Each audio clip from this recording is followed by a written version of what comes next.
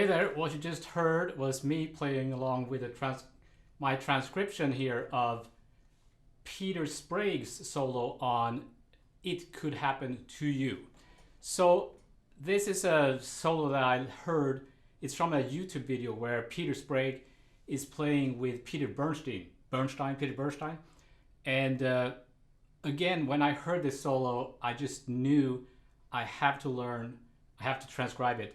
There's a couple of things that he does there. I just have to figure it out. I just can't help it. It's my curiosity. When I hear something like that and I can't figure it out, I need to figure it out. So that's why I transcribe. And I thought I might as well share it with you here. Peter Sprague is not necessarily as famous as Peter Bernstein. He hasn't maybe gotten the recognition that he deserves. He was one of my instructors at Musicians Institute when I went there in the 90s, and he was a very influential teacher there, and he is a very influential musician. He's played with Chick Corea and all sorts of famous people, and he has tons of albums out there. So you can, if you haven't heard Peter Sprague, you should definitely check him out and check out this video that I'll post them in the comment section below. There's a few more from the same house concert, I guess, with him and Peter Bernstein. So before I get into the solo more, I'm just gonna play along here with a more straightforward backing track of It Could Happen to You, because it's important when you're transcribing a solo. It's easy to rely on the recording of the solo. So I'm using transcribe there. So you wanna make sure that you can play it even without the actual recorded solo. So we shall see also how the difference, what it sounds like when there's a more straightforward comping. So here we go.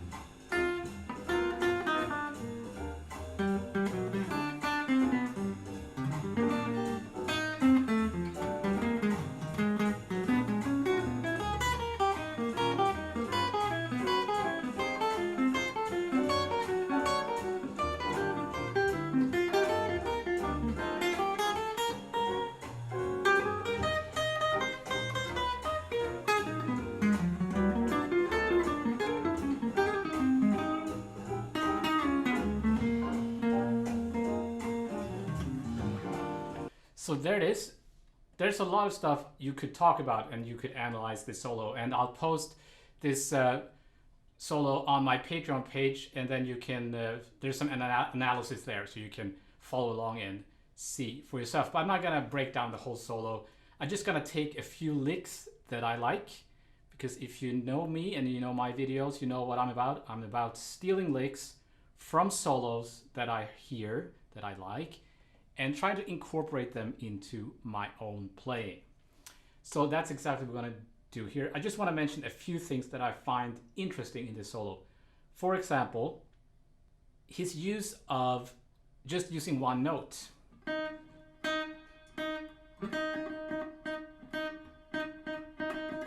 That kind of thing. Might seem a little bit silly, but let's see, it's right here, I think.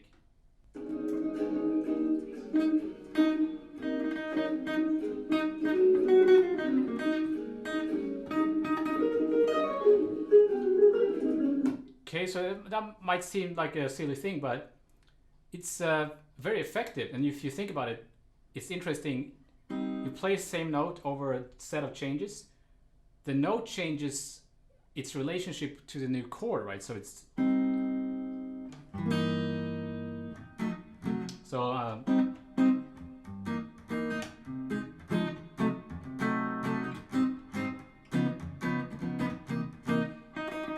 I can play that same note, but it shifts. The quality of that note shifts because of how it relates to the chord. So it's not as stupid as it might think. It's a very cool thing, and you can focus on the groove.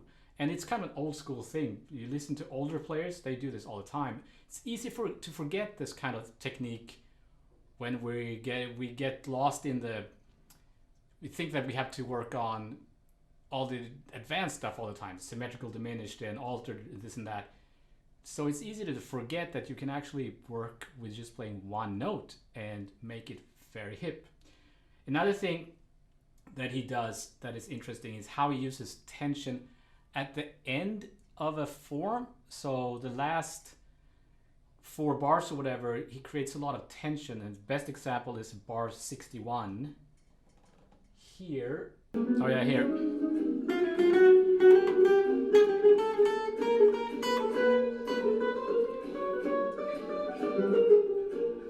So that's just kind of a stupid chromatic idea, but it's going up and it's creating a lot of tension. Then of course, because Peter Bernstein is just comping like a pedal behind it, so things like that, it doesn't really matter where the notes are coming from. It's like you could analyze it, oh, he's using this and that alteration.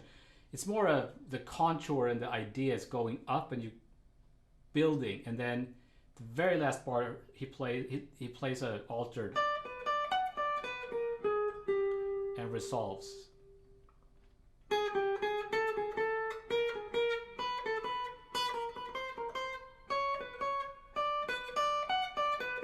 So the chromatic idea is kind of turning into an altered lick. So it's very cool and effective. Also interesting to note his use of chords. So diminished chords, kind of Barry Harris style.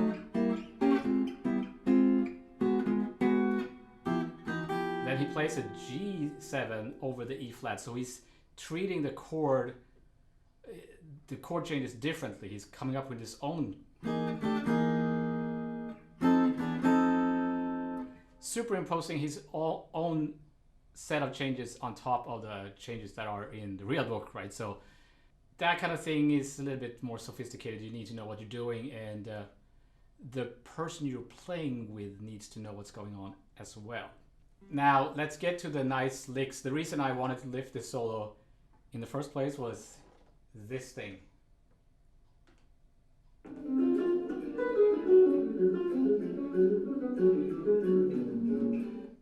Super cool.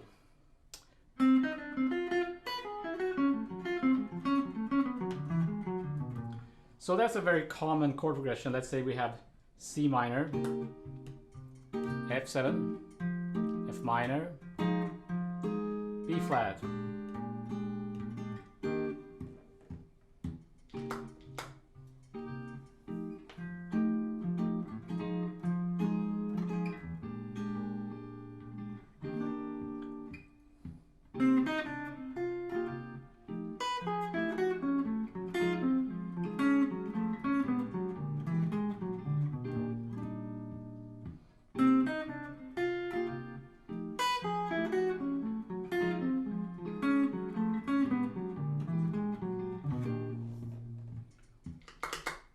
So why does that work?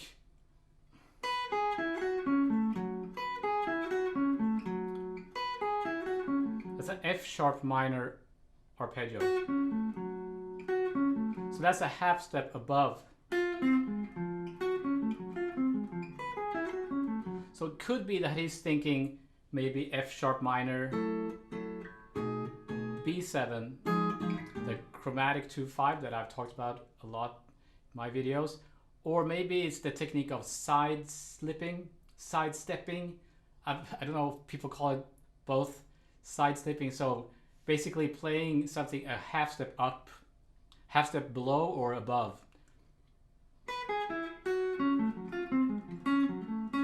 And then some altered. So when you learn a lick like that, you want to make it shorter, right? I've talked about this also before. That's the Scott Henderson idea, that if you learn the whole lick like that, you're kind of forced to play it like that. But if you learn just a fragment of it, like maybe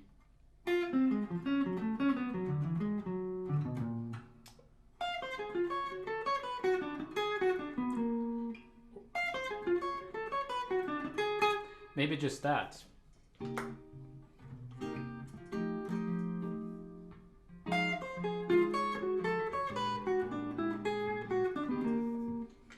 So then you get the F minor, side slipping, F sharp, alter. That gives me more freedom to kind of do something with the lick, if you know what I mean. So I'm gonna keep that lick. That's the first lick. Here's the next lick I wanna steal from Peter Sprague.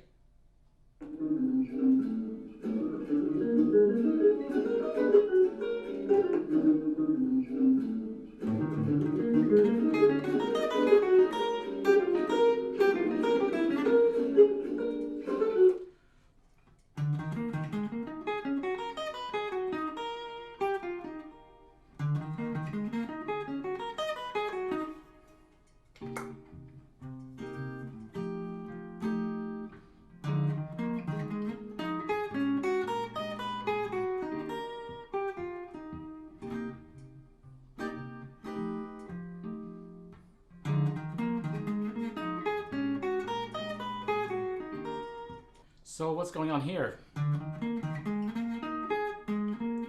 A fourth structure. Those are fourths. Those are fourths. So basically, this is a stack of fourths. But he's changing the octave there.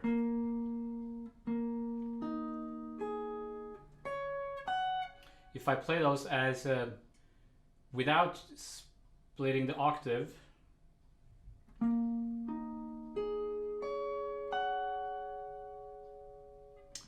so there's a whole series of fourths. That's why it sounds so hip. That kind of reminds me of stuff that Eddie Harris would play, the Freedom Jazz Dance.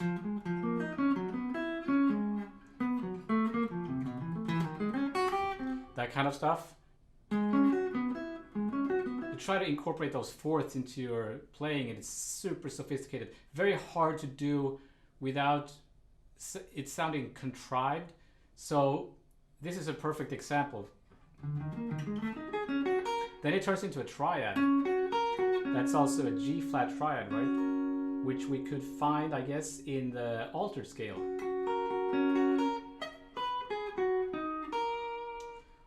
Okay, so now we have two licks that are super hip. Let's move on. Here's another really cool lick.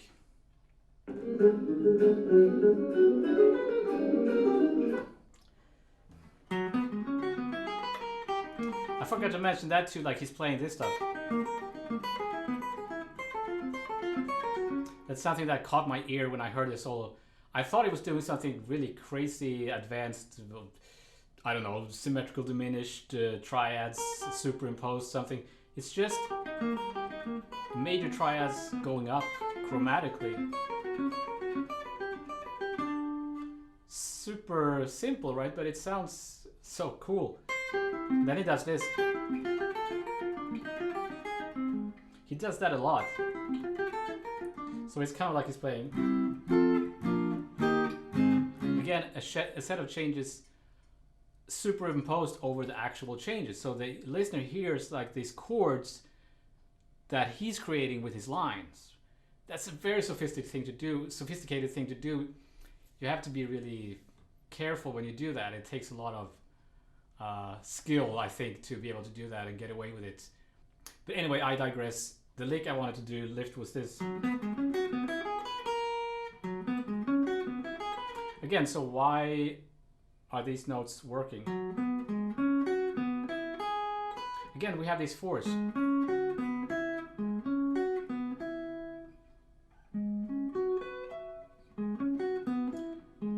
Instead of playing the B there, he plays the fifth going down, which is an inverted fourth, right? So all these notes are coming from the E major pentatonic scale.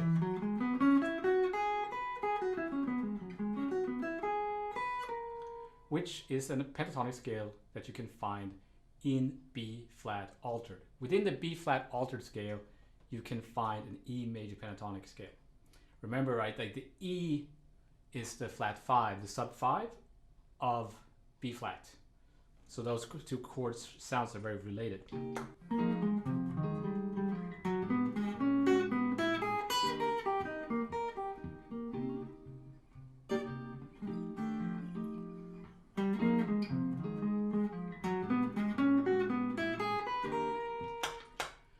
I love that. That's a great lick. So now, like before, I'm gonna try to take these licks and some of the ideas that I picked up from learning this solo and use it over another tune. So this is It Could Happen to You. What about There Will Never Be Another You? Kind of similar in many ways, this tune. So I shall now try to improvise over this tune and use some of the licks and ideas that I've learned from Peter Sprague, and we shall see what that sounds like.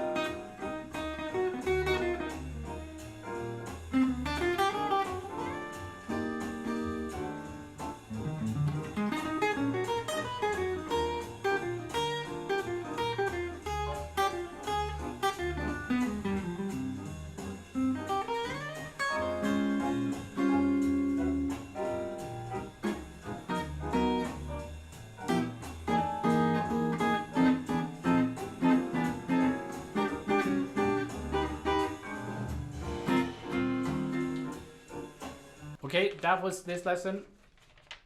My transcription is on my Patreon page, and as I've mentioned before, I'm trying to getting into live streaming. It's not going super well. I'm learning how to do it, but when I reach 10,000 subscribers, I will start live streaming on here. So yeah, I shall see you then, I guess, and I shall see you next time.